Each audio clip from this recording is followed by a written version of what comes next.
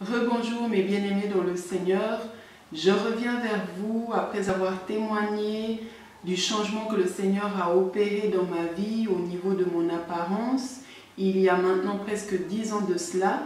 Dans cette vidéo, je viens particulièrement pour évoquer la question du port du voile. La parole déclare dans le livre de 1 Corinthiens chapitre 11 verset 1 et suivant que la femme lorsqu'elle prie ou qu'elle prophétise doit avoir la tête couverte. Il s'agit d'un ordre du Seigneur, mes sœurs. Il s'agit d'un ordre du Seigneur auquel je me soumets totalement. C'est-à-dire que lorsque j'entre en prière, lorsque j'intercède, lorsque j'entre dans ces moments d'intimité avec mon Dieu, lorsque je lui parle, lorsque je suis dans l'adoration, lorsque je me réunis avec des sœurs pour des moments de prière, je couvre ma tête. Et je vous invite à faire de même si vous ne le faites pas déjà. Vous savez, la parole déclare que l'obéissance vaut mieux que les sacrifices.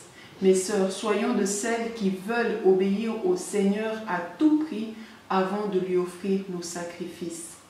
Si vous ne comprenez pas ce verset de 1 Corinthiens chapitre 11, je vous invite à le méditer encore, à le méditer et à demander l'aide du Seigneur, que le Seigneur vous aide à comprendre sa volonté et que le Seigneur vous donne aussi la force de vous y soumettre.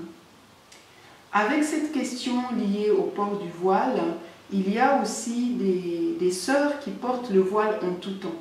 En tout temps, la parole nous dit que c'est lorsque nous prions ou que nous prophétisons que nous devons porter le voile. Si vous décidez de porter le voile en tout temps, vous ne péchez pas. Mais si vous ne le portez que dans les moments de prière, que dans les moments d'intercession, que dans les moments où vous êtes en communion avec le Père et qu'en dehors de ces moments vous vous découvrez la tête, vous ne péchez pas non plus. Donc vraiment je vous invite à le faire les sœurs parce qu'il s'agit d'un ordre du Seigneur auquel nous les femmes sommes appelées à nous soumettre.